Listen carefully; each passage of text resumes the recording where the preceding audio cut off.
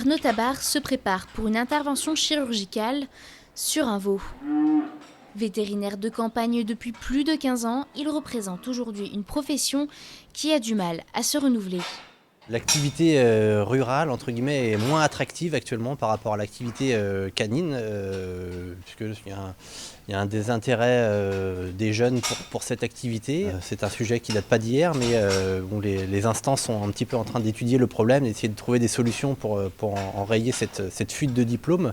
Il n'y a encore pas de vraies solutions qui ont été trouvées, mais essayer de retrouver en fait un intérêt pour les jeunes vétérinaires pour cette activité-là, leur faire comprendre que c'est intéressant.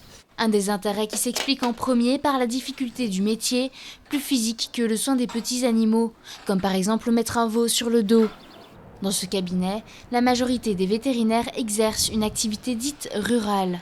Je pense qu'il y a aussi une médecine qui est un peu différente en rural de celle qu'elle peut être, ça peut être en équine ou en animaux de compagnie, et qui fait que ça intéresse moins peut-être les jeunes vétérinaires, parce que c'est une médecine qui est un peu plus intuitive, j'ai envie de dire, un peu plus empirique aussi, ce qui n'est pas très glorieux.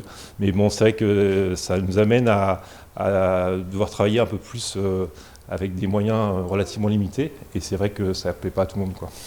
Des contraintes, mais aussi beaucoup d'atouts selon ce professionnel.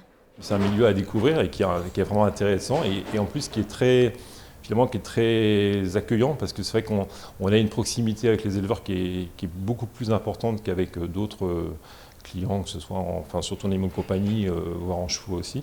Le problème, c'est que si le nombre de vétérinaires ruraux continue de baisser, les éleveurs seront obligés de faire appel à des professionnels de plus en plus éloignés des fermes. Les vétos feront plus de kilomètres, les éleveurs devront faire plus de routes pour aller chercher leurs produits. C'est vraiment ça la problématique, et devoir attendre plus en fait. Bon, après il y a effectivement le coût des placements qui peut être plus élevé, et puis effectivement après il y a toujours le coût de l'intervention du vétérinaire qui est une charge pour l'éleveur. Donc du coup après il y aura la question se posera pour rapport à est-ce qu'on fera soigner ou pas l'animal, et il y aura un réel impact sur le bien-être des animaux dans les élevages.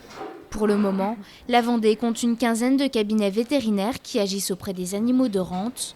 Mais les professionnels craignent une désertification du département ces prochaines années si le métier n'est pas davantage valorisé auprès de la nouvelle génération.